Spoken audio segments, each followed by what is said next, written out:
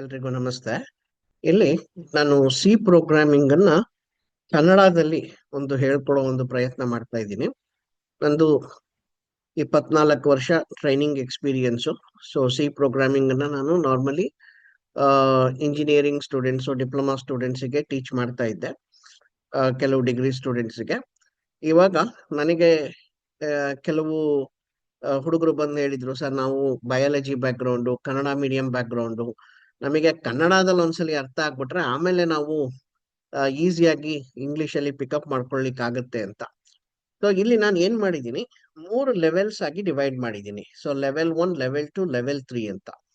ಈ ಲೆವೆಲ್ 1 ನಿಮಗೆ basic 4 hours, ಅಂದ್ರೆ ನಿಮ್ಗೆ ಏನೂ ಗೊತ್ತಿಲ್ಲ, ಪ್ರೋಗ್ರಾಮಿಂಗ್ ಲ್ಯಾಂಗ್ವೇಜ್ ಕಲ್ತಿಲ್ಲ, ನೀವು PUC biology background, so first PU second PUC biology ಓದಿದ್ದೀರಾ, ಕಂಪ್ಯೂಟರ್ ಸೈನ್ಸ್ ಅವರಲ್ಲ ಅಂದ್ರೆ, ಸೊ ಲೆವೆಲ್ 1 4 ಅವರ್ಸ್ ಅಲ್ಲಿ ನಿಮ್ಗೆ complete C programming up to functions ಅಂತ ಒಂದು ಕಾನ್ಸೆಪ್ಟ್ ಇದೆ. ಅಲ್ಲಿ ತನಕ ಹೆಂಗೆ ಪ್ರೋಗ್ರಾಮ್ ಟೈಪ್ ಮಾಡ್ಬೋದು, ಯಾವ ತರ ಮಾಡ್ಬೋದು, ಏನನ್ನು ಬೈಹಾರ್ಟ್ ಮಾಡದೆ. ಇಲ್ಲಿ ಯಾವ್ದನ್ನು ಬೈಹಾರ್ಟ್ ಮಾಡಂಗಿಲ್ಲ, ನೀವು ಯಾವ್ದನ್ನು ಗಟ್ ಹೊಡಿಯಂಗಿಲ್ಲ.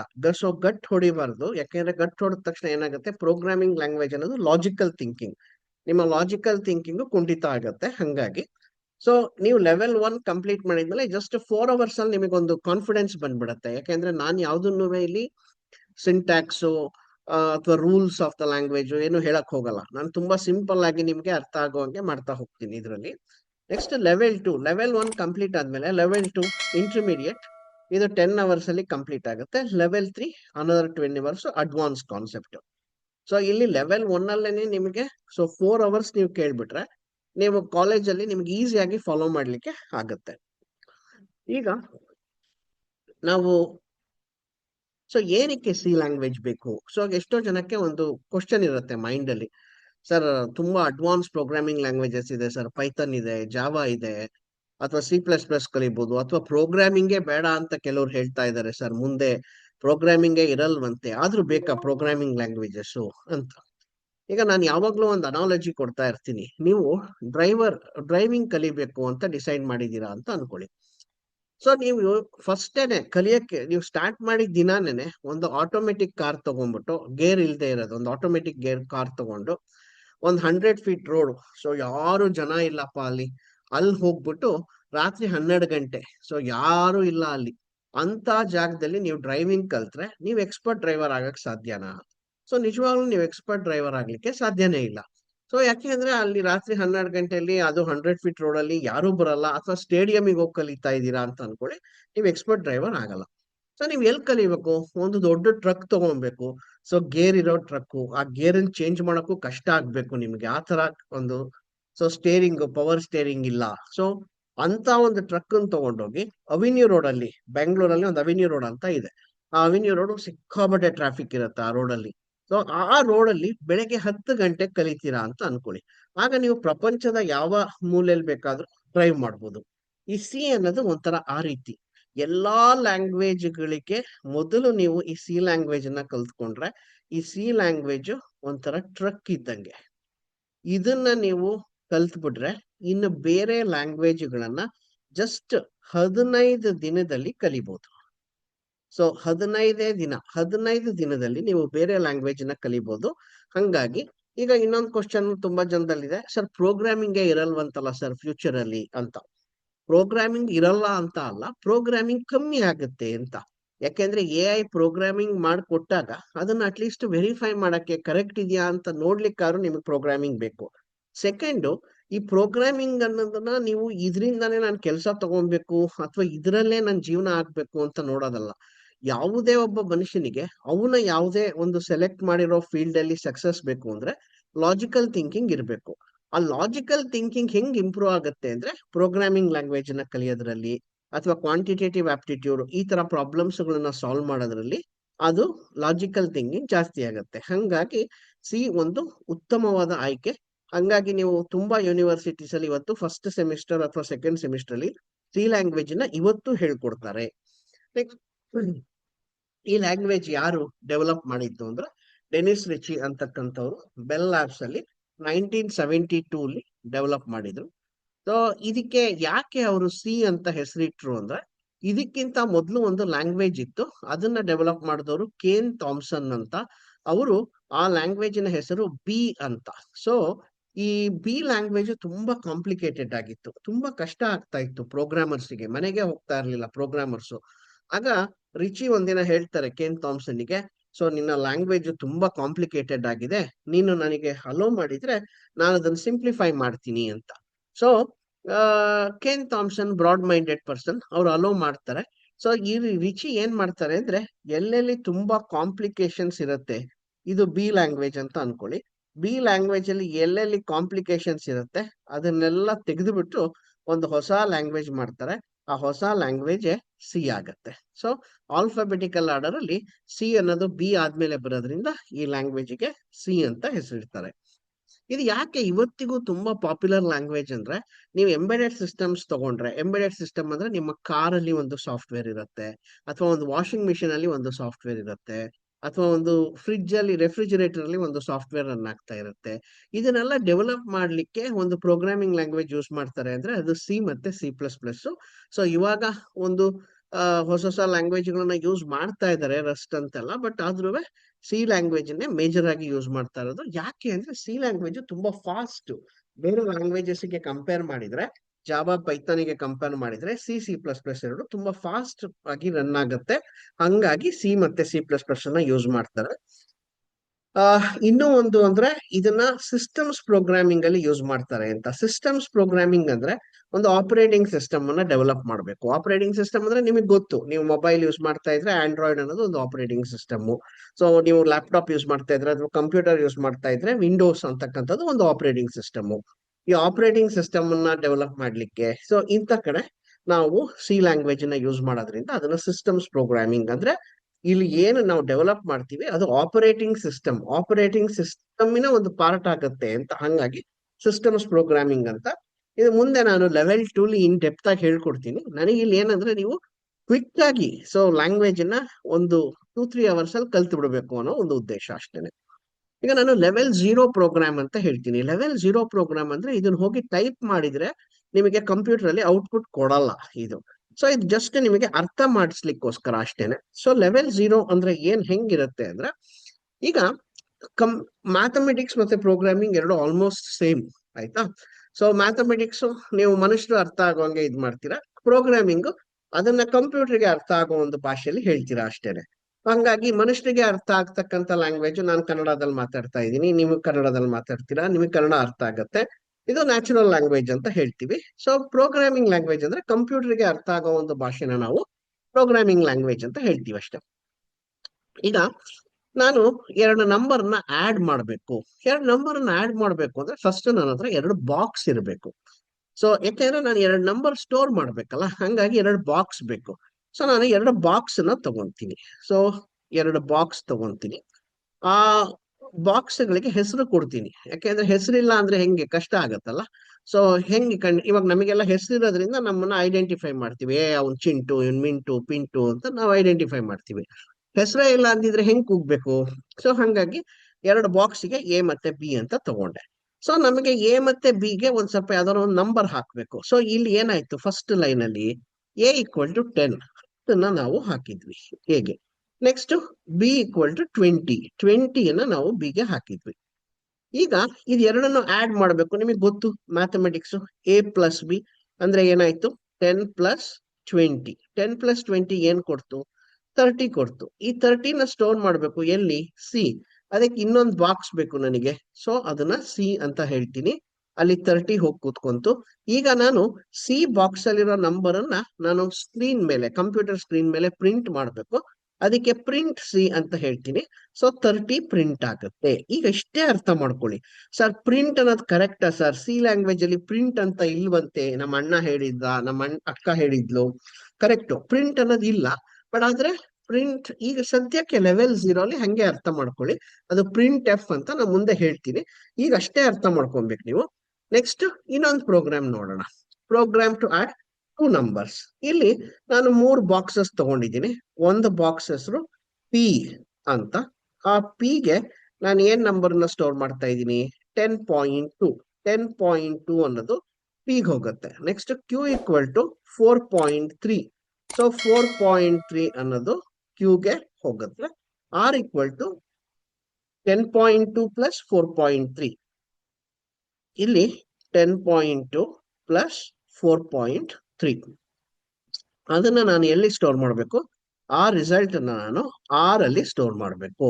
ಸೊ ಎಷ್ಟಾಗತ್ತೆ? 14.5 ಆಗತ್ತೆ. So print r. ನಾನೀಗ ಆರ್ ಅಲ್ಲಿ ಇರ್ತಕ್ಕಂಥದ್ದನ್ನ ಪ್ರಿಂಟ್ ಮಾಡು ಅಂತ ಹೇಳ್ತೀನಿ. ಅದು ಏನು? 14.5 ಸ್ಕ್ರೀನ್ ಅಲ್ಲಿ ಪ್ರಿಂಟ್ ಆಗತ್ತೆ. ಈಗ ಇದನ್ನ ಚೂರು ಇಂಪ್ರೂವ್ ಮಾಡೋಣ. ನೆಕ್ಸ್ಟ್ ಲೆವೆಲ್ 1 ಪ್ರೋಗ್ರಾಮ್ಸ್ ಅಂತ ಹೇಳ್ತೀನಿ. ಲೆವೆಲ್ 1 ಪ್ರೋಗ್ರಾಮ್ ಅಲ್ಲಿ ಇದನ್ನ ಚೂರು ಇಂಪ್ರೂವ್ ಮಾಡೋಣ, ಲೆವೆಲ್ 0ನ. ಈಗ ನೀವು ನೋಡಿದ್ರೆ ಇಲ್ಲಿ ಲೆವೆಲ್ 0 ಅಲ್ಲಿ ನಾವು ಯಾವ ತರ ನಂಬರ್ಸ್ ನೋಡಿದ್ವಿ? 10, 20, 30 ಅಂತ. ಇಲ್ಲಿ ಸೆಕೆಂಡ್ ಪ್ರೋಗ್ರಾಮ್ ಅಲ್ಲಿ 10.2, 4.3 ಅಂದ್ರೆ numbers with decimal point, numbers without decimal point. ಕೆಲವು ನಂಬರಿಗೆ ಡೆಸಿಮಲ್ ಪಾಯಿಂಟ್ ಇದೆ, ಕೆಲವು ನಂಬರಿಗೆ ಡೆಸಿಮಲ್ ಪಾಯಿಂಟ್ ಇಲ್ಲ.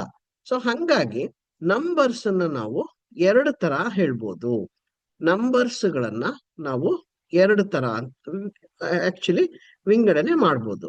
ಸೊ ಒಂದು ಏನು? 10, 5, 15 ಈ ರೀತಿ ನಂಬರ್ಗಳು. ಅಂದ್ರೆ ಈ ನಂಬರ್ಗಳಿಗೆ ಸೊ ಡೆಸಿಮಲ್ ಪಾಯಿಂಟ್ ಇಲ್ಲ, ಕರೆಕ್ಟಾ? ಇದನ್ನ ನಾವು ಇಂಟೀಜರ್ ನಂಬರ್ಸ್ ಅಂತ ಹೇಳ್ತೀವಿ. ಸೊ ಇದನ್ನ ನಾವು ಇಂಟೀಜರ್ ನಂಬರ್ಸ್ ಅಂತೀವಿ. ಸಿ ಲ್ಯಾಂಗ್ವೇಜ್ ಅಲ್ಲಿ ನಾವು ಅದನ್ನ ಜಸ್ಟ್ ಇಂಟ್ ಅಂತ ಹೇಳ್ತೀವಿ ಅಷ್ಟೇ. ಓಕೆ, ಫುಲ್ ಇಂಟೀಜರ್ ಅಂತ ಹೇಳಕ್ ಹೋಗ್ಬೇಡಿ, ಇಂಟ್ ಅಂತ ಹೇಳಿ ಸಾಕು. ನೆಕ್ಸ್ಟ್ ಫ್ಲೋಟಿಂಗ್ ಪಾಯಿಂಟ್ ನಂಬರ್ ಅಂದ್ರೆ ಈಗ 10.2, 5.6, 4.2 ಇವೆಲ್ಲ ಏನು? Number with decimal point. Decimal point ಇಲ್ಲಿದೆ, ಇಂಥ ನಂಬರ್ಗಳನ್ನ ನಾವು ಫ್ಲೋಟಿಂಗ್ ಪಾಯಿಂಟ್ ನಂಬರ್ಸ್ ಅಂತ ಹೇಳ್ತೀವಿ, ಫ್ಲೋಟ್ ಅಂತ. ಈಗ ನಾನು ಹೇಳಿದೆ, ನೀವು ಎರಡು ನಂಬರ್ನ ಆಡ್ ಮಾಡ್ಬೇಕು ಅಂದ್ರೆ ಫಸ್ಟ್ ನಿಮಗೆ ಎರಡು ಬಾಕ್ಸ್ ಬೇಕು ಅಂತ ಹೇಳಿದೆ, ಕರೆಕ್ಟಾ? ಸೊ ಇವಾಗ ನನಗೆ ಇಂಟೀಜರ್ ಸ್ಟೋರ್ ಮಾಡ್ತೀನಾ ಆ ಬಾಕ್ಸ್ ಅಲ್ಲಿ, ಫ್ಲೋಟ್ ಸ್ಟೋರ್ ಮಾಡ್ತೀನಾ ಅಂತಕ್ಕಂಥದ್ದನ್ನ ನಾನು ಹೇಳಬೇಕು. ಸೊ ಹೆಂಗ್ ಹೇಳೋದು? ಇಲ್ಲಿ ನೋಡಿ, ನಾವು ಇಂಗ್ಲಿಷ್ ಲ್ಯಾಂಗ್ವೇಜ್ ಅಲ್ಲಿ ಫುಲ್ ಸ್ಟಾಪ್ ಇಡ್ತೀವಿ, ಒಂದು ಸೆಂಟೆನ್ಸ್ ಎಂಡ್ ಆಗ್ಬೇಕಾದ್ರೆ ಫುಲ್ ಸ್ಟಾಪ್ ಇಡ್ತೀವಿ. ಸಿ ಲ್ಯಾಂಗ್ವೇಜ್ ಅಲ್ಲಿ ಸೆಮಿಕೋಲನ್. ಸೆಮಿಕೋಲನ್ ಏನ್ ಹೇಳುತ್ತೆ ಅಂದ್ರೆ ಆ ಸ್ಟೇಟ್ಮೆಂಟ್ ಎಂಡ್ ಆಯ್ತು ಅಂತ ಹೇಳುತ್ತೆ. ಈಗ ಈ ಫಸ್ಟ್ ಲೈನ್ ಅನ್ನ ನೋಡಿ, ಇಂಟ್ ಎ ಕಾಮ ಬಿ ಕಾಮ ಸಿ. ನಾನ್ ಕೇಳ್ತಾ ಇದ್ದೀನಿ, ನನಗೆ 3 ಬಾಕ್ಸ್ ಬೇಕು, ಆ 3 ಬಾಕ್ಸ್ ಅಲ್ಲಿ ನಾನು ಯಾವ ತರ ನಂಬರ್ಸ್ ಅನ್ನ ಸ್ಟೋರ್ ಮಾಡ್ತೀನಿ?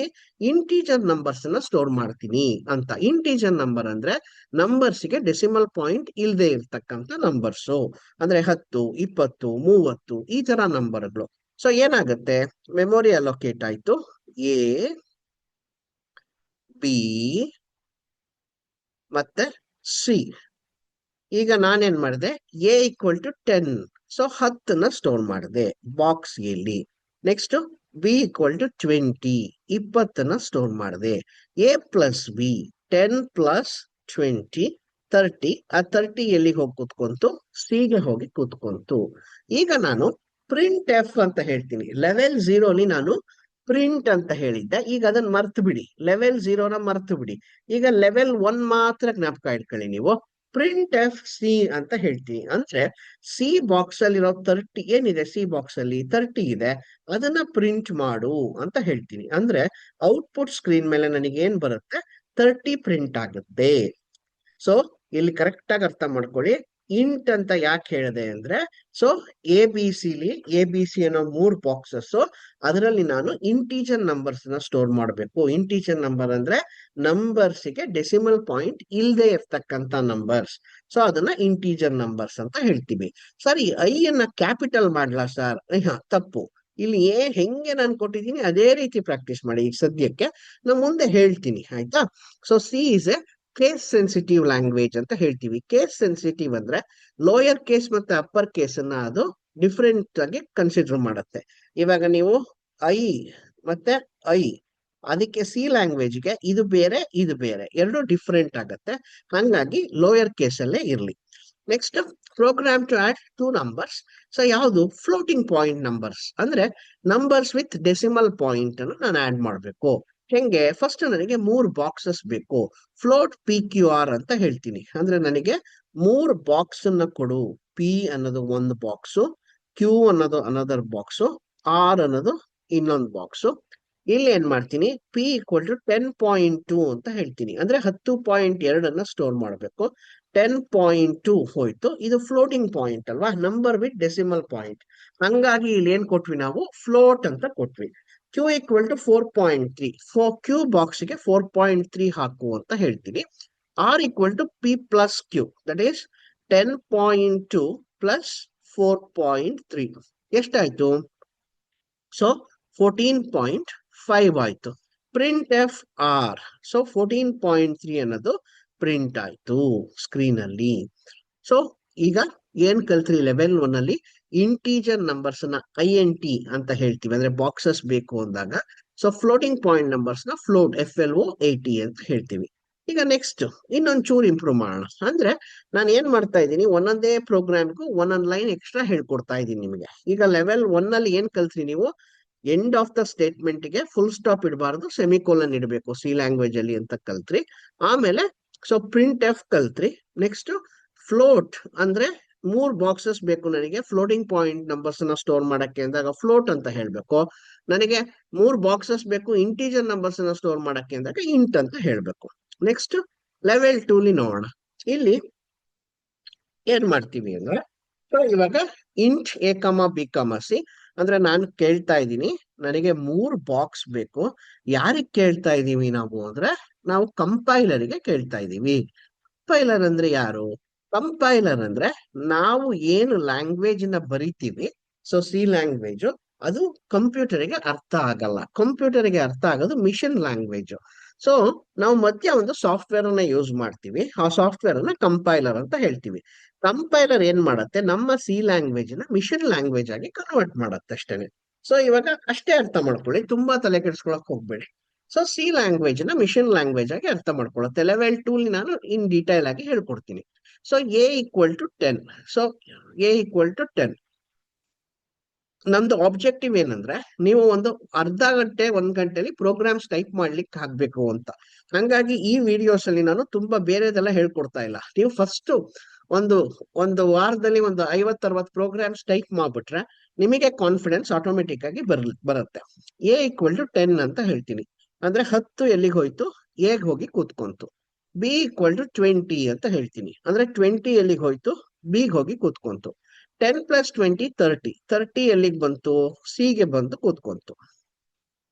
ಇವಾಗ ನಾನೇನ್ ಹೇಳ್ತೀನಿ, ಈಗ integer numbers. So integer numbers ಅಂದ್ರೆ ನಂಬರ್ಸ್ ವಿತೌಟ್ ಡೆಸಿಮಲ್ ಪಾಯಿಂಟ್ ಅಂತ ಹೇಳಿದ್ದೆ. ಈಗ ಇಂಟೀಜರ್ ನಂಬರ್ಸ್ ಅನ್ನ ನಾನು INT ಅಂತ ಹೇಳಿದೆ, ಕರೆಕ್ಟಾ? INT ಅಂದ್ರೆ ನನಗೆ 3 ಬಾಕ್ಸಸ್ ಕೊಡು, ಆ ಬಾಕ್ಸಸ್ ಅಲ್ಲಿ ಇಂಟೀಜರ್ ನಂಬರ್ ಸ್ಟೋರ್ ಮಾಡ್ತೀನಿ ಅಂತ INT ಅಂತ. ಈ ಇಂಟೀಜರ್ ನಂಬರ್ಸ್ ಅನ್ನ ನಾವು %d ಅಂತ ಹೇಳ್ತೀವಿ. ರೆಪ್ರೆಸೆಂಟ್ ಮಾಡ್ಬೇಕಾದ್ರೆ %d ಅಂತ ರೆಪ್ರೆಸೆಂಟ್ ಮಾಡ್ತೀವಿ. ಇದನ್ನ ನಾವು ಫಾರ್ಮ್ಯಾಟ್ ಸ್ಪೆಸಿಫೈಯರ್ ಅಂತ ಹೇಳ್ತೀವಿ. ಅಂದ್ರೆ ಈ ನಂಬರ್ ಯಾವ ಫಾರ್ಮ್ಯಾಟ್ ಅಲ್ಲಿ ಇದೆ ಅಂತ. ಇಂಟೀಜರ್ ನಂಬರ್ಸ್ ಅನ್ನ ನಾವು %d ಫಾರ್ಮ್ಯಾಟ್ ಸ್ಪೆಸಿಫೈಯರ್ ಅಂತ ಹೇಳ್ತೀವಿ. ಈಗ ಇದನ್ನ ಈ print F %d C, sir ನಾನು ಇದೇ ರೀತಿ ಬರೀಬೇಕಾ ಸರ್? ನಾನು ಜಸ್ಟ್ ಹಿಂಗ್ ಬರೆದ್ಬಿಟ್ರೆ ಆಗಲ್ವಾ? ಪ್ರಿಂಟ್ ಎಫ್ ಸಿ ಅಂತ ಬರೋದ್ರಾಗಲ್ವಾ? ಆಗಲ್ಲ. Okay, so next print F just integer number %d ಅಲ್ವಾ ಸರ್? ನಾನು ಹಿಂಗ್ ಬರೀತೀನಿ, ಆಗತ್ತಾ? %d. ಈಗ ನೋಡಿ, %d ಅಂದ್ರೆ ಏನು ನಿಮಗೆ ಗೊತ್ತು, integer number. So integer number print ಮಾಡಬೇಕು. But integer number A box ಅಲ್ಲೂ ಇದೆ, ಬಿ ಬಾಕ್ಸ್ ಅಲ್ಲೂ ಇದೆ, ಸಿ ಬಾಕ್ಸ್ ಅಲ್ಲೂ ಇದೆ. ಯಾವ ಬಾಕ್ಸ್ ಇಂದ ಪ್ರಿಂಟ್ ಮಾಡ್ಬೇಕದು? ಸೊ ಹಂಗಾಗಿ ಇವಾಗ ನಾನು, ನಿಮ್ಮ ಟೀಚರ್ ಹೇಳ್ತಾರೆ ರೂಮ್ ನಂಬರ್ 50 ಹೋಗಿ ಎಲ್ಲರೂ ಕೂತ್ಕೊಳ್ಳಿ ಅಂತ. ನೀವು ಫಸ್ಟ್ ಫ್ಲೋರಿಗೆ ಹೋಗ್ತೀರಾ, 3 ರೂಮು 50-50-50 ಅಂತ ಬರ್ದಿದೆ. 3 ರೂಮಿಗೆ ನಂಬರ್ 50 ಅಂತ ಹಾಕಿದ್ದಾರೆ. ಇವಾಗ ಯಾವ ರೂಮಲ್ಲಿ ಕೂತ್ಕೊಂತೀರಾ? ಯಾವ ರೂಮಲ್ಲಿ ಟೀಚರ್ ಇಲ್ವೋ ಆ ರೂಮಿಗೆ ಹೋಗಿ ಕೂತ್ಕೊಂತೀರಾ, ಕರೆಕ್ಟಾ? ಹಂಗಾಗಿ ಅದನ್ನು ಆಂಬಿಗಿಟಿ ಅಂತ ಹೇಳ್ತೀವಿ. ಇಲ್ಲಿ ನಾನು %d ಅಂದ್ರೆ ಇಂಟೀಜರ್ ನಂಬರ್ ಅನ್ನೋದು ಗೊತ್ತಾಗತ್ತೆ ಕಂಪೈಲರ್ಗೆ. ಆದ್ರೆ ಇಂಟೀಜರ್ ನಂಬರ್ ಎ ಬಾಕ್ಸ್ ಅಲ್ಲೂ ಇದೆ, ಬಿ ಬಾಕ್ಸ್ ಅಲ್ಲೂ ಇದೆ, ಸಿ ಬಾಕ್ಸ್ ಅಲ್ಲೂ ಇದೆ. ಯಾವ ಬಾಕ್ಸ್ ಇಂದ ಪ್ರಿಂಟ್ ಮಾಡಬೇಕು? ಅದಕ್ಕೆ ಇದೇ ರೀತಿ ಫಾರ್ಮ್ಯಾಟ್ ಅನ್ನು ಫಾಲೋ ಮಾಡಬೇಕು. ಏನು? ಪ್ರಿಂಟ್ ಎಫ್ ಡಬಲ್ ಕೋಟ್ಸ್ ಅಲ್ಲಿ %d ಅಂದ ತಕ್ಷಣ ಅದಕ್ಕೆ ಅರ್ಥ ಆಯ್ತು, ನಾನು ಒಂದು ಇಂಟೀಜರ್ ನಂಬರ್ ಅನ್ನು ಪ್ರಿಂಟ್ ಮಾಡಬೇಕು. ಇಂಟೀಜರ್ ನಂಬರ್ ಯಾವ ಬಾಕ್ಸ್ ಇಂದ ತಗೊಬೇಕು, ನಾನು ಸಿ ಬಾಕ್ಸ್ ಇಂದ ತಗೊಬೇಕು. ಸಿ ಬಾಕ್ಸ್ ಅಲ್ಲಿ ಏನಿದೆ, 30 ಇದೆ. ಸೊ 30 ನಾನು ಸ್ಕ್ರೀನ್ ಮೇಲೆ ಪ್ರಿಂಟ್ ಮಾಡಬೇಕು ಅಂತ ಅದಕ್ಕೆ ಅರ್ಥ ಆಗುತ್ತೆ. ಗೊತ್ತಾಯ್ತಾ? ಇಂಟೀಜರ್ ನಂಬರ್ಸ್ ಅನ್ನ ಪರ್ಸೆಂಟೇಜ್ ಡಿ ಅಂತ ಹೇಳ್ತೀವಿ. ಫ್ಲೋಟಿಂಗ್ ಪಾಯಿಂಟ್ ನಂಬರ್ಸ್ ಅನ್ನ ನಾವು ಪರ್ಸೆಂಟೇಜ್ ಎಫ್ ಅಂತ ಹೇಳ್ತೀವಿ. ಸೊ ಈಗ ಇನ್ನೊಂದು ಪ್ರೋಗ್ರಾಮ್ ನೋಡೋಣ. So float p q r, memory allocate ಆಯ್ತು, ಪಿ ಗೆ ಮೆಮೊರಿ ಅಲೋಕೇಟ್ ಆಯ್ತು, ಕ್ಯೂ ಗೆ ಮೆಮೊರಿ ಅಲೋಕೇಟ್ ಆಯ್ತು, ಆರ್ ಗೆ ಮೆಮೊರಿ ಅಲೋಕೇಟ್ ಆಯ್ತು. ಈಗ ಪಿ ಈಕ್ವಲ್ ಟು 10.2. ಸೊ 10.2 ಅಂದ್ರೆ ಫ್ಲೋಟಿಂಗ್ ಪಾಯಿಂಟ್ ನಂಬರ್, ಅದು ಎಲ್ಲಿಗೆ ಹೋಯ್ತು, ಪಿ ಗೆ ಹೋಗಿ ಕೂತ್ಕೊಂತು. ಕ್ಯೂ ಗೆ ಏನ್ ಹೋಗಿ ಕೂತ್ಕೊಂತು, 4.3. 4.3 ಕ್ಯೂ ಗೆ ಕೂತ್ಕೊಂತು. P plus Q, that is 10.2 plus 4.3. So ಏನಾಗುತ್ತೆ, 14.5 ಆಗುತ್ತೆ. ಈಗ print F percentage F. Percentage F ಅಂದ್ರೆ ಏನು, ಫ್ಲೋಟಿಂಗ್ ಪಾಯಿಂಟ್ ನಂಬರ್ ನಾನು ಪ್ರಿಂಟ್ ಮಾಡಬೇಕು. ಆ ಫ್ಲೋಟಿಂಗ್ ಪಾಯಿಂಟ್ ನಂಬರ್ ಯಾವ ಬಾಕ್ಸ್ ಅಲ್ಲಿ ಇದೆ, ಆರ್ ಬಾಕ್ಸ್ ಇಂದ ತಗೋ. ಯಾಕೆಂದ್ರೆ floating point number P box ಅಲ್ಲೂ ಇದೆ, ಕ್ಯೂ ಬಾಕ್ಸ್ ಅಲ್ಲೂ ಇದೆ, ಆರ್ ಬಾಕ್ಸ್ ಅಲ್ಲೂ ಇದೆ. ನನಗೆ ಆರ್ ಬಾಕ್ಸ್ ಇಂದ ತಗೋ ಅಂತ ಹೇಳ್ಬೇಕು. ಹಂಗಾಗಿ ಏನ್ ಹೇಳ್ತೀನಿ ನಾನು, 14.5 ಇಲ್ಲಿ ಆರ್ ಅಂತ ಹೇಳ್ತೀನಿ. ಅಂದ್ರೆ ಬಾಕ್ಸ್ ಆರ್ ಇಂದ ತಗೋ ಅಂತ 14.5 ಸ್ಕ್ರೀನ್ ಮೇಲೆ ಪ್ರಿಂಟ್ ಆಗುತ್ತೆ. ಈಗ ಲೆವೆಲ್ 3 ಪ್ರೋಗ್ರಾಮ್ಸ್. ಲೆವೆಲ್ 3 ಪ್ರೋಗ್ರಾಮ್ಸ್ ಅಲ್ಲಿ ನೋಡ್, ಪ್ರೋಗ್ರಾಮ್ ಟು ಆಡ್ 2 ನಂಬರ್ಸ್. ಈಗ ಇದನ್ನ ನಿಮಗೆ ಟೈಪ್ ಮಾಡಿ ತೋರಿಸ್ತೀನಿ ನಾನು, ನಿಮಗೆ ಕ್ಲಿಯರ್ ಆಗಿ ಅರ್ಥ ಆಗುತ್ತೆ. ಇದು ಫಸ್ಟ್ ಹೆಂಗೆ ಎಕ್ಸ್ಪ್ಲೈನ್ ಮಾಡ್ತೀನಿ, ಆಮೇಲೆ ನಿಮಗೆ ಕಂಪ್ಯೂಟರ್ ಅಲ್ಲಿ ಟೈಪ್ ಮಾಡಿ ತೋರಿಸ್ತೀನಿ. ಈಗ ನೋಡಿ, ಯಾವುದೇ ಸಿ ಲ್ಯಾಂಗ್ವೇಜ್ ನ ನೀವು ಬರೀಬೇಕು, ಪ್ರೋಗ್ರಾಮ್ ಬರೀಬೇಕು ಅಂದ್ರೆ ಈ ಫಸ್ಟ್ ಲೈನು, ಸೆಕೆಂಡ್ ಲೈನು, ಇದು ಥರ್ಡ್, ಇದು ಲಾಸ್ಟ್, ಇದಿಷ್ಟು ಇರಲೇಬೇಕು. ಓಕೆ ಸರ್, ಇದು ಯಾಕೆ ಇರಬೇಕು ಸರ್, ಹ್ಯಾಶ್ ಇನ್ಕ್ಲೂಡ್ stdio.h ಅಂದ್ರೆ ಏನು, ಈಗ ತಲೆ ಕೆಡಿಸ್ಕೊಂಬೇಡಿ. ಲೆವೆಲ್ 2 ಅಲ್ಲಿ ನಾನು ಹೇಳ್ಕೊಡ್ತೀನಿ. ಈಗ ಇಷ್ಟೇ ಅರ್ಥ ಮಾಡ್ಕೊಳ್ಳಿ. ಏನು, ಹ್ಯಾಶ್ ಇನ್ಕ್ಲೂಡ್ stdio.h ಅನ್ನೋದು ಫಸ್ಟ್ ಲೈನ್ ಇರಬೇಕು. ನೆಕ್ಸ್ಟ್ ವಾಯ್ಡ್, ಕೆಲವರು ಇಂಟ್ ಅಂತ ಹೇಳ್ತಾರೆ, ಸೊ ತಲೆ ಕೆಡಿಸ್ಕೊಂಬೇಡಿ, ಇವಾಗ ವಾಯ್ಡ್ ಅಂತಾನೆ ಇರ್ಲಿ, ಅದ್ ಹೇಳ್ಕೊಡ್ತೀನಿ ನಾನು ಮುಂದೆ. ವಾಯ್ಡ್ ಮೇನ್ ಅಂತ, ಓಪನಿಂಗ್ ಫ್ಲವರ್ ಬ್ರೇಸಸ್, ಇದನ್ನ ಫ್ಲವರ್ ಬ್ರೇಸಸ್ ಅಂತ ಹೇಳ್ತೀವಿ, ಬ್ರಾಕೆಟ್ ಅಂತ ಹೇಳ್ಬೇಡಿ, flower braces. Closing flower braces, ಇದೆಷ್ಟು ನಿಮಗೆ ಗೊತ್ತು, ಪ್ರೀವಿಯಸ್ ಲೆವೆಲ್ ಅಲ್ಲಿ ಕಲ್ತಿದ್ದೀರಾ ನೀವು. ಸೊ ಅದಷ್ಟನ್ನು ಈ ಫ್ಲವರ್ ಬ್ರೇಸಸ್ ಒಳಗಡೆ ಹಾಕಿದ್ರೆ ಆಯ್ತು, ಅಷ್ಟೇನೆ, ವೆರಿ ಸಿಂಪಲ್. ಈಗ ನಾನು 1, 2, 3 ಮತ್ತೆ ಲಾಸ್ಟ್ ನ ಎಕ್ಸ್ಪ್ಲೈನ್ ಮಾಡಲ್ಲ. ಓಕೆ, ಅದ್ ಏನಕ್ಕೆ ಅಂತ, ಎಲ್ಲಾ ಸಿ ಪ್ರೋಗ್ರಾಮ್ಸ್ ಈ ರೀತಿ ಬರಬೇಕು ಅಂತ ಮಾತ್ರ ಹೇಳ್ತಾ ಇದ್ದೀನಿ, ಕರೆಕ್ಟಾ? ಈಗ ಎ ಬಿ ಸಿ ಏನಾಯ್ತು, ಮೆಮೊರಿ ಅಲೋಕೇಟ್ ಆಯ್ತು, ಎಗೆ ಮೆಮೊರಿ ಅಲೋಕೇಟ್ ಆಯ್ತು, ಬಿ ಗೆ ಮೆಮೊರಿ ಅಲೋಕೇಟ್ ಆಯ್ತು, ಸಿ ಗೆ. ಈಗ ಎ ಈಕ್ವಲ್ ಟು 10, 10 ಅನ್ನೋದು ಎಗ್ ಹೋಯ್ತು. ಬಿ ಈಕ್ವಲ್ ಟು 20, 20 ಅನ್ನೋದು ಬಿಗ್ ಹೋಯ್ತು. ಎ ಪ್ಲಸ್ ಬಿ 10 ಪ್ಲಸ್ 20 30, 30 ಅನ್ನೋದು ಸಿಗ್ ಹೋಯ್ತು. ಈಗ ನಿಮಗೆ ಗೊತ್ತು ಪರ್ಸೆಂಟೇಜ್ ಡಿ ಅಂದ್ರೆ ಇಂಟೀಜರ್ ನಂಬರ್ ಅಂತ. ಯಾವ ಬಾಕ್ಸ್ ಇಂದ ತಗೊಬೇಕು, ಸಿ ಬಾಕ್ಸ್ ಇಂದ ತಗೊಬೇಕು. ಸೊ 30 ನಿಮಗೆ ಔಟ್ಪುಟ್ ಆಗಿ ಬರುತ್ತೆ. ಈಗ ನಾನು ಈ ಪ್ರೋಗ್ರಾಮ್ ಅನ್ನ ನಿಮ್ಗೆ ಟೈಪ್ ಮಾಡಿ ತೋರಿಸ್ತೀನಿ. ನೋಡಿ, ಇಲ್ಲಿ ನೀವೇನ್ ಮಾಡ್ಬೇಕು ಅಂದ್ರೆ, ಒಂದು ಟ್ಯಾಬ್ ಅಲ್ಲಿ ಗೂಗಲ್ ಗೆ ಹೋಗ್ಬಿಟ್ಟು ಆನ್ಲೈನ್ GDB ಅಂತ ಕೊಡಿ. ಓಕೆ, ಆನ್ಲೈನ್ GDB ಅರ್ಥ ಮಾಡ್ಕೊಳ್ಳಿ, ಆನ್ಲೈನ್ GDB ಅಂತ ಕೊಟ್ಟಿದ್ದೀನಿ. ಓಕೆ, ಸೊ ಸ್ಪೆಲ್ಲಿಂಗ್ ಮಿಸ್ಟೇಕ್ ಮಾಡಬೇಡಿ. ಹೊಡೆದಾಗ ನಿಮಗೆ ಫಸ್ಟ್ ಒಂದು ಬರುತ್ತೆ. ಓಕೆ, ಅದನ್ನ ಕ್ಲಿಕ್ ಮಾಡಿ. ಕ್ಲಿಕ್ ಮಾಡಿದ್ಮೇಲೆ ನಿಮಗೆ ಈ ರೀತಿ ಬರುತ್ತೆ, ಓಪನ್ ಆಗುತ್ತೆ. ಅದು ಈ ರೀತಿ ಓಪನ್ ಆದಾಗ ಇಲ್ಲಿ ಒಂದು ಆರೋ ಇದೆಯಲ್ಲ, ಅದನ್ನು ಕ್ಲಿಕ್ ಮಾಡ್ಕೊಳ್ಳಿ, ಅವಾಗ ದೊಡ್ಡದಾಗತ್ತೆ ಸ್ಕ್ರೀನ್ ನಿಮಗೆ. ಇಲ್ಲಿ ನೋಡಿ, ಸೆಲೆಕ್ಟ್ ಲ್ಯಾಂಗ್ವೇಜ್, ಅಡ್ವರ್ಟೈಸ್ಮೆಂಟ್ ಎಲ್ಲ ಬರುತ್ತೆ, ನೋಡಕ್ ಹೋಗ್ಬೇಡಿ, ತುಂಬಾ ಏನೇನೋ ಡಿವಿಯೇಷನ್ ಗಳಾಗ್ಬಿಡುತ್ತೆ. ಸೊ ಅಡ್ವರ್ಟೈಸ್ಮೆಂಟ್ ಎಲ್ಲ ಕ್ಲೋಸ್ ಮಾಡ್ಕೊಳ್ಳಿ. ಇಲ್ಲಿ ಲ್ಯಾಂಗ್ವೇಜ್ ಅಂತ ಇದೆ, ಜಸ್ಟ್ ಸಿ ಮಾತ್ರ ತಗೊಬೇಕು. ಇದನ್ನ ಡ್ರಾಪ್ ಡೌನ್ ಅಂತ ಹೇಳ್ತೀವಿ, ಅದರಲ್ಲಿ ಸಿ ಮಾತ್ರ ತಗೊಳ್ಳಿ. ಬೇರೆ ಲ್ಯಾಂಗ್ವೇಜ್ ಗಳನ್ನ ನೋಡಕ್ ಹೋದ್ರೆ ಅದನ್ನ ಅಪರಾಧ ಅಂತ ಹೇಳ್ತೀವಿ ನಾವು. ಫಸ್ಟ್ ಇವಾಗ ಸಿ ಕಲಿತಿದ್ದೀರಾ, ಸಿ ಮಾತ್ರ ತಗೊಳ್ಳಿ. ಸಿ ಮಾತ್ರ ತಗೊಂಡು ಇಲ್ಲಿ 16 ಲೈನ್ ಅದೇನೇನೋ ಕೊಟ್ಟಿದೆ ಕತೆನ, ಅದನ್ನ ಯಾವ್ದನ್ನು ನೋಡಕ್ ಹೋಗ್ಬೇಡಿ, ಜಸ್ಟ್ ಡಿಲೀಟ್ ಮಾಡ್ಬಿಡಿ. ಹಿಂಗೆ ಸೆಲೆಕ್ಟ್ ಮಾಡ್ಬಿಟ್ಟು ಡಿಲೀಟ್ ಮಾಡ್ಬಿಡಿ, ಅಷ್ಟೇ, ಮುಗೀತು. ಈಗ ನೀವು ಟೈಪ್ ಮಾಡಬೇಕು. ಹೆಂಗೆ, ಹ್ಯಾಶ್ ಇನ್ಕ್ಲೂಡ್ stdio.h. ಈಗ ನಾನು ವಾಯ್ಡ್ ಮೇನ್. ಸೊ ಯಾಕೆ ಗೊತ್ತಿಲ್ಲ, ತಲೆ ಕೆಡಿಸ್ಕೊಂಬೇಡಿ. ಸೊ ಇವಾಗ ಒಂದು ಟ್ಯಾಬ್ ಸ್ಪೇಸ್ ಅಂತ ಹೇಳ್ತೀವಿ. ಟ್ಯಾಬ್ ಸ್ಪೇಸ್ ಅಂತ ಟ್ಯಾಬ್ ನಿಮ್ಮ ಕೀಬೋರ್ಡ್ ಅಲ್ಲಿ ಟ್ಯಾಬ್ ಇರುತ್ತೆ, ಅದನ್ನ ಪ್ರೆಸ್ ಮಾಡಿದ್ರೆ ಆಯ್ತು. ಸರ್ ನನ್ನ ಹತ್ರ ಲ್ಯಾಪ್ಟಾಪ್ ಇಲ್ಲ ಸರ್, ಏನ್ ಮಾಡ್ಬೋದು ಸರ್? ಆನ್ಲೈನ್ GDB ನೀವು ಮೊಬೈಲ್ ಅಲ್ಲಿ ಸಹ ಪ್ರಾಕ್ಟೀಸ್ ಮಾಡ್ಬೋದು, ಮೊಬೈಲ್ ಅಲ್ಲಿ ಸಹ ಓಪನ್ ಮಾಡ್ಬೋದು. ನನಗೆ ಎಷ್ಟು ಬಾಕ್ಸ್ ಬೇಕು? 3 ಬಾಕ್ಸ್ ಬೇಕು. Inch A, B, C. So ಎಗೆ ನಾನು ಏನ್ ಮಾಡಿದೆ, 10 ಅನ್ನು ಹಾಕಿದೆ. ಬಿಗೆ ಏನ್ ಮಾಡಿದೆ, 20ನ ಹಾಕಿದೆ. ಸಿಗೆ ಏನ್ ಮಾಡಿದೆ, A+B ಅಂದ್ರೆ ಅದನ್ನೆರಡು ಆಡ್ ಮಾಡಿದೆ. Print F, so percentage C, ಇಲ್ಲಿ ಸೆಮಿಕೋಲನ್ ಕೊಟ್ಟೆ. ಸೊ ಈಗ ಏನಾಯ್ತು, ತುಂಬಾ ಸಿಂಪಲ್. ನೋಡಿ ಯಾವ ರೀತಿ ವರ್ಕ್ ಆಗುತ್ತೆ ಅಂತ. ಈಗ ನಾನು ABC ಮೆಮೊರಿ ಅಲೋಕೇಟ್ ಆಯ್ತು. ಎಗೆ ಮೆಮೊರಿ ಬಂತು, ಬಿಗೆ ಮೆಮೊರಿ ಬಂತು, ಸಿಗೆ ಮೆಮೊರಿ ಅಲೋಕೇಟ್ ಆಯ್ತು. ಈಗ ಲೈನ್ ನಂಬರ್ 5 ಅಲ್ಲಿ ಲೈನ್ ನಂಬರ್ 4 ಇಂದ ನನಗೆ ಈ ತರ ಸಿಕ್ತು, ಮೆಮೊರಿ ಅಲೋಕೇಟ್ ಆಯ್ತು ABC ಗೆ. ಲೈನ್ ನಂಬರ್ 5, A=10, 10 ಎಗ್ ಹೋಯ್ತು. B=20, 20 ಬಿಗ್ ಹೋಯ್ತು. 10 + 20 30, 30 ಸಿಗೆ ಹೋಯ್ತು. Print of %D. This %D ಅಂದ್ರೆ ಏನು? ಈ ಇಂಟೀಜರ್ ನಂಬರ್ ನ ಪ್ರಿಂಟ್ ಮಾಡಬೇಕು. ಯಾವ ಬಾಕ್ಸ್ ಅಲ್ಲಿ ಇದೆ ಆ ಇಂಟೀಜರ್ ನಂಬರ್? ಸಿ ಬಾಕ್ಸ್ ಅಲ್ಲಿ ಇದೆ, 30. ಸೊ ನನಗೆ 30 ಬರಬೇಕು, ಔಟ್ಪುಟ್ ಸ್ಕ್ರೀನ್ ಅಲ್ಲಿ 30 ಬರಬೇಕು. ಬರತ್ತಾ ನೋಡೋಣ. ಇಲ್ಲಿ ರನ್ ಅಂತ ಇದೆ, ಈ ರನ್ ಅನ್ನ ಪ್ರೆಸ್ ಮಾಡಿ. ನೀವು ರನ್ ಅನ್ನ ಪ್ರೆಸ್ ಮಾಡಿದ ತಕ್ಷಣ ನೋಡಿ, ಇಲ್ಲಿ ನಿಮಗೆ ಏನ್ ಬಂತು, ಇಲ್ಲಿ 30 ಅಂತ ಬಂತು. ಆಯ್ತಾ ಸರ್? ನಾನು ABC ಅಂತಾನೆ ಕೊಡ್ಬೇಕಾ ಸರ್? ನಾನು ಬೇರೆ ಹೆಸರನ್ನ ಕೊಡ್ಬೋದಾ ಸರ್? ನೀವು ಬೇರೆ ಹೆಸರನ್ನ ಕೊಡ್ಬೋದು. For example Pinky, so Tommy, Rosy ಕೊಡಿ, ತೊಂದರೆ ಇಲ್ಲ. ಯಾವ ನೇಮ್ ಬೇಕಾದ್ರೂ ಕೊಡಿ. ಪಿಂಕಿ, ಟಾಮಿ, ರೋಸಿ ಯಾರ್ದಾದ್ರೂ ನಿಮ್ ಹೆಸರುಗಳಾಗಿದ್ರೆ ದಯವಿಟ್ಟು ಕ್ಷಮಿಸಿ. ನನಗೆ ಜಸ್ಟ್ ಒಂದು ಎಕ್ಸಾಂಪಲ್ ತಗೊಂತಾ ಇದ್ದೀನಿ ಅಷ್ಟೇನೆ. ಯಾರು ಬೇಜಾರು ಮಾಡ್ಕೊಂಬೇಡಿ. ಈ ಹೆಸರುಗಳಿಗೂ ಸೊ ನಿಮಗೂ ಅಂದ್ರೆ ಏನು ಸಂಬಂಧ ಇಲ್ಲ. ನಾನ್ ಜಸ್ಟ್ ಒಂದು ಹೆಸರು ತಗೊಂತಾ ಇದ್ದೀನಿ ಅಷ್ಟೇನೆ. So Pinky, Tommy, Rosie equal to so ಈಗ ಏನಾಗುತ್ತೆ, ಇಲ್ಲಿ ನೇಮ್ಗಳು ಚೇಂಜ್ ಆಗುತ್ತೆ ಅಲ್ವಾ? ಇದು ABC ಅಲ್ಲ. ಇವಾಗ ನನ್ನ ಬಾಕ್ಸ್ ನೇಮ್ಗಳು ಏನಿವಾಗ, ಪಿಂಕಿ, ಇದು ಟಾಮಿ, ಇದು ರೋಸಿ. ಸೊ ಇವಾಗ ರೋಸಿ equal to not A+B. A+B ಅಲ್ಲ, ಇಲ್ಲಿ ಏನ್ ಮಾಡ್ಬೇಕು, Pinky plus Tommy.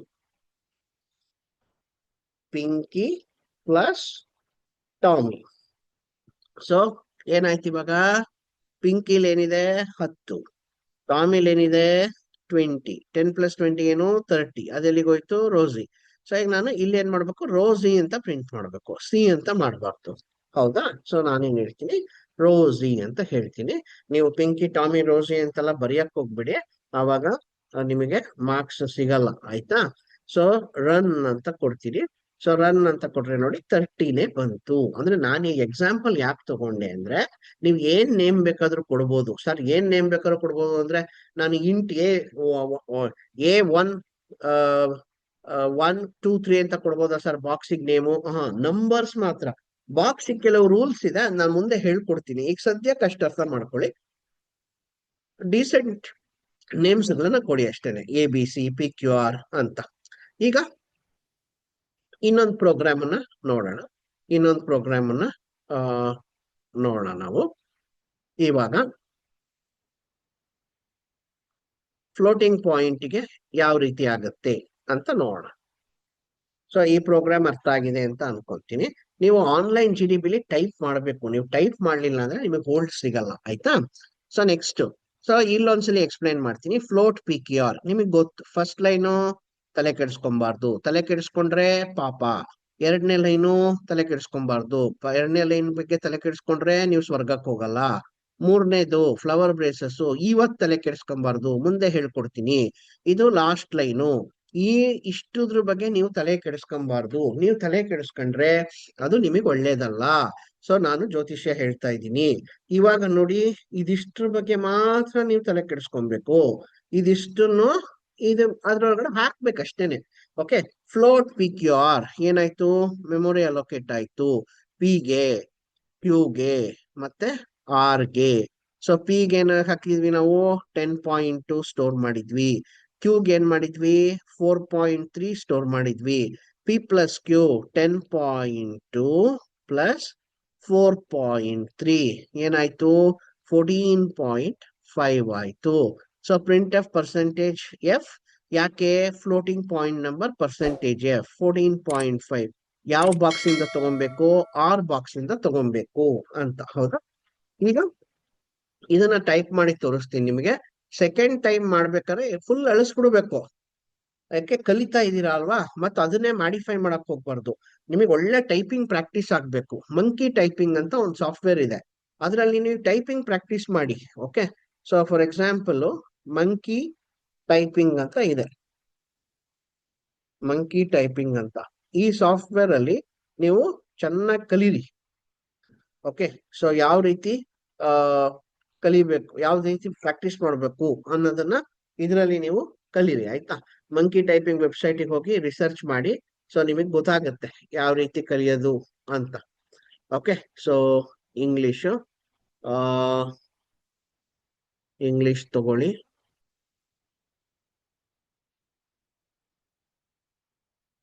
Okay, so ಇವಾಗ ನಿಮ್ದು, ಸೊ ಈಗ ನಾನಿಲ್ಲಿ ಟೈಪ್ ಮಾಡ್ತಾ ಇದ್ದೀನಲ್ಲ, ಅದು ಹಂಗೆ ಬರ್ತಾ ಇದೆ. ಕರೆಕ್ಟಾ? ಸೊ ಈಗ ನಾನು ತಪ್ಪು ಮಾಡಿದ್ರೆ ಅಲ್ಲಿ ರೆಡ್ ಆಗತ್ತದು ನೋಡಿ. ನಾನು ಕರೆಕ್ಟ್ ಆಗಿ ಕೊಟ್ರೆ ಅದು ವೈಟ್ ಬರುತ್ತೆ. ಓಕೆ, ಸೊ ಇದನ್ನ ಪ್ರಾಕ್ಟೀಸ್ ಮಾಡಕ್ಕೆ ಹೆಂಗ್ ಮಾಡ್ಬೇಕು, ಇಲ್ಲಿ ನೀವು ಆ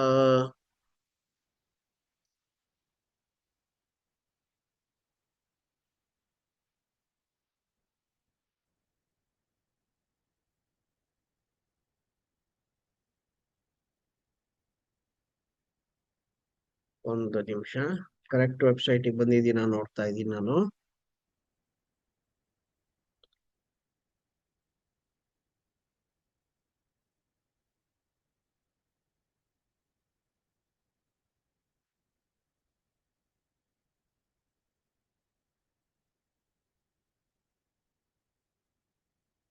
ನಿಮಗೆ ನೆಕ್ಸ್ಟ್ ವಿಡಿಯೋದಲ್ಲಿ ಹೇಳ್ಕೊಡ್ತೀನಿ ಇದು ನಾನು ಯಾವ್ದು ಕರೆಕ್ಟ್ ಆಗಿ ಬಂದಿದ್ದೀನ. ಒಂದ್ ನಿಮಿಷ ನೋಡೋಣ ತಾಳಿ.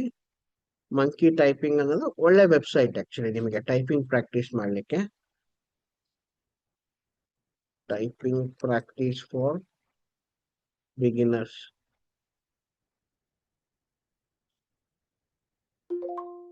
Monkey typing. ಓಕೆ, ಓಕೆ, ಇದನ್ನ ತಗೊಳ್ಳಿ. ಸೆಕೆಂಡ್ ಮೋಸ್ಟ್ಲಿ ನಾನು ತಪ್ಪೇನಾದ್ರು ಮಾಡಿದೆ ಅನ್ಸುತ್ತೆ. Level 1 A to Z. ಹಾ, ಕರೆಕ್ಟ್. ಓಕೆ, ಇಲ್ಲಿ ನೋಡಿ, ಇಲ್ಲಿ ಅದು ಬೆರಳು ಎಲ್ಲಿ ಇಟ್ಕೊಬೇಕು ನಿಮ್ ಕೀಬೋರ್ಡ್ ಅಲ್ಲಿ ಅಂತ ತೋರ್ಸುತ್ತೆ. ಈ ಕಿರಿ ಬೆರಳು ಇದೆಯಲ್ಲ, ಅದು ಎ ಮೇಲೆ ಇರ್ಬೇಕು. Second s, next d, f, ಇದು ಎಫ್ ಅಲ್ಲಿ ಇರ್ಬೇಕು. ಈ ಕಡೆ ಸೆಮಿಕೋಲನ್ LKJ. ಆಯ್ತಾ? ನೀವು ನೆಕ್ಸ್ಟ್ ಹೆಚ್ಚಿಗೆ ಹೊಡಿಬೇಕು ಅಂದ್ರೆ ಇದು ಹೆಚ್ಚಿಗೆ ಹೋಗಿ ವಾಪಸ್ ಬರ್ಬೇಕು. ಈ ಕಡೆ ಇದು ಜಿಗ್ ಹೋಗ್ಬೇಕು ಅಂದ್ರೆ ಈ ಬೆರಳು ಲೆಫ್ಟ್ ಇದ್ದು ಜಿಗ್ ಹೋಗಿ ವಾಪಸ್ ಬರ್ಬೇಕು. ನೀವ್ ಏನ್ ಮಾಡ್ಬೇಕು, ಇಲ್ಲಿ ಸ್ಟಾರ್ಟ್ ಮಾಡಿ ಎ. ಎಸ್, ಅದು ತೋರ್ಸುತ್ತೆ ನೋಡಿ, ಸೌಂಡ್ ಕೊಡುತ್ತೆ ನಿಮ್ಗೆ. ಸ್ಪೇಸ್ ಬಾರ್ ಅನ್ನ ಈ ಹೆಬ್ಬೆಟ್ಟಲ್ಲಿ ಹೊಡಿಬೇಕು. ಸ್ಪೇಸ್ ಬಾರ್ ಕೊಟ್ರಿ, next A S S space bar, SAA space bar, ASS space bar, ASSSAA. ಈ ರೀತಿ ಟೈಪ್ ಮಾಡ್ತಾ ಹೋದ್ರೆ ನಿಮಗೆ ಈಸಿಯಾಗಿ ಪ್ರಾಕ್ಟೀಸ್ ಆಗ್ತಾ ಹೋಗುತ್ತೆ. ಆಯ್ತಾ? ಸೊ ಸೆಕೆಂಡ್ ವೆಬ್ಸೈಟಿಗೆ ಹೋಗಿ. ಸಾರಿ, ಸೊ ನಿಮಗೆ ಟೈಪಿಂಗ್ ಸ್ಪೀಡ್ ತುಂಬಾ ಚೆನ್ನಾಗಿ ಬರಬೇಕು. Okay, so hash include stdio.h void main. ನಾನೀಗ ಫ್ಲೋಟ್ ಅಲ್ವಾ, ಫ್ಲೋಟ್ PQR ಅಂತ ಹೇಳ್ತೀನಿ. P equal to 10.2 ಅಂದೆ, Q equal to 4.3 ಅಂತ ಹೇಳಿದೆ, R equal to P plus Q ಅಂತ ಹೇಳಿದೆ. Print F floating point number ತಾನೆ, ಹಂಗಾಗಿ ಏನ್ ಮಾಡ್ಬೇಕು, ಡಬಲ್ ಕೋಟ್ಸ್ ಅಲ್ಲಿ ಪರ್ಸೆಂಟೇಜ್ ಎಫ್ ಕೊಟ್ಬಿಟ್ಟು ನಾನು ಆರ್ ಅಂತ ಹೇಳ್ತೀನಿ. ಈಗ ನೋಡಿ ಹೆಂಗ್ ವರ್ಕ್ ಆಗುತ್ತೆ ಅಂತ. ಈಗ ಫ್ಲೋಟ್ PQR ಏನ್ ಬಂತು, ಒಂದು ನಿಮಿಷ. Okay, so float PQR memory allocate ಆಯ್ತು ಪಿಗೆ, ಮೆಮೊರಿ ಅಲೋಕೇಟ್ ಆಯ್ತು ಕ್ಯೂಗೆ, ಮೆಮೊರಿ ಅಲೋಕೇಟ್ ಆಯ್ತು ಆರ್ ಗೆ. ಸೊ P equal to 10.2 10.2 ಎಲ್ಲಿಗೋಯ್ತು, ಪಿಗೋಯ್ತು. ಕ್ಯೂ ಈಕ್ವಲ್ ಟು 4.3, 4.3 ಕ್ಯೂಗೋಯ್ತು. 10.2 ಪ್ಲಸ್ 4.3 14.5 ಆರಿಗೆ ಹೋಯ್ತು. So print F percentage F ಅಂದ್ರೆ ಫ್ಲೋಟಿಂಗ್ ಪಾಯಿಂಟ್ ನಂಬರ್ ನಾನು ಪ್ರಿಂಟ್ ಮಾಡಬೇಕು ಅಂತ ಯಾವ ಬಾಕ್ಸ್ ಅಲ್ಲಿ ಇದೆ ಅದು ಬಾಕ್ಸ್ ಅಲ್ಲಿ ಇದೆ ಅಂತ. ಈಗ ಅರ್ಥ ಮಾಡ್ಕೊಳ್ಳಿ, ಈ ಫ್ಲೋಟಿಂಗ್ ಪಾಯಿಂಟ್ ನಂಬರ್ಸ್ ಅನ್ನ ಸ್ಟೋರ್ ಮಾಡಿದಾಗ ನಾನು ಬಾಕ್ಸ್ ಅಲ್ಲಿ ಇದು 14.5 ಅಂತ ಸ್ಟೋರ್ ಆಗಿರಲ್ಲ. 14.5 ಡೆಸಿಮಲ್ ಪಾಯಿಂಟ್ ಆದ್ಮೇಲೆ 6 ಡಿಜಿಟ್ ಸ್ಟೋರ್ ಮಾಡ್ಕೊಳ್ಳೋ ಕೆಪಾಸಿಟಿ ಇರುತ್ತೆ. ಇಲ್ಲಿ ಒಂದೇ ಡಿಜಿಟ್ ಇರೋದ್ರಿಂದ ಮಿಕ್ಕಿದ್ದು 0 ಹಾಕಿರುತ್ತದು. ಓಕೆ, ಸೊ ಇದು ಅಷ್ಟೇನೆ. ಹಿಂಗ್ ಸ್ಟೋರ್ ಆಗಿರುತ್ತೆ ಅಂದ್ರೆ 4.3 ಮಿಕ್ಕಿದ್ದೆಲ್ಲ 0. ಇದು ಅಷ್ಟೇನೆ 10.2 ಮಿಕ್ಕಿದ್ದು 0 ಸೇವ್ ಆಗಿರುತ್ತೆ. ಈಗ ರನ್ ಮಾಡಿ, ಇಲ್ಲಿ ರನ್ ಅಂತ ಕೊಡಿ, ನೋಡಿ 14.5 ಆಮೇಲೆ 3 2 5 ಸೊನ್ನೆಗಳು ಬಂದಿದೆ. ಇದಿಷ್ಟನ್ನ ಪ್ರಾಕ್ಟೀಸ್ ಮಾಡಿ ನೆಕ್ಸ್ಟ್ ವಿಡಿಯೋದಲ್ಲಿ ನಾನು ಯಾವ ರೀತಿ ನೆಕ್ಸ್ಟ್ ಇಂಪ್ರೂವ್ ಮಾಡೋದು ಈ ಪ್ರೋಗ್ರಾಮ್ಸ್ ಅನ್ನ ಅಂತ ಹೇಳ್ಕೊಡ್ತೀನಿ. So thank you.